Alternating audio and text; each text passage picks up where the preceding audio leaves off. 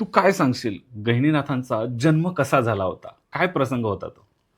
मागच्या भागामध्ये आपण गोरक्षनाथांबद्दल सर्व जाणून घेतलं हां, आणि मच्छिंद्रनाथ हे गोरक्षनाथांना सोबत घेऊन तीर्थाटनासाठी निघाले होते, मी जसं बोललो. हां, ते तीर्थाटन करत करत करत ते जगन्नाथपुरी इकडे पोहोचतात, पुरीला पोहोचतात आणि तिथे कनकगिरी म्हणून एक गाव होतं.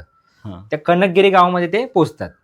आता तिथे काय होतं, मच्छिंद्रनाथ काय करतात, गोरक्षनाथांना सर्व विद्यांमध्ये त्यांना पारंगत करतात. शस्त्र, शास्त्र, वेद सर्व शिकवतात. हां, हां. या सर्व विद्यांमध्ये त्यांना पारंगत करतात.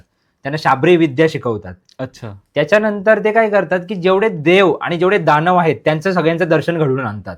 ओके. त्याच्यामध्ये झोटिंग वेताळ, महिषासूर, कालिका माता, दुर्गा माता, भगवान श्रीराम, हनुमंतराय यांचं सगळ्यांचं दर्शन मच्छिंद्रनाथ त्यांना करून देतात. अच्छा. आणि नवनाथ भक्तिसारामध्ये असं पण वर्णन केलंय, की भगवान श्रीराम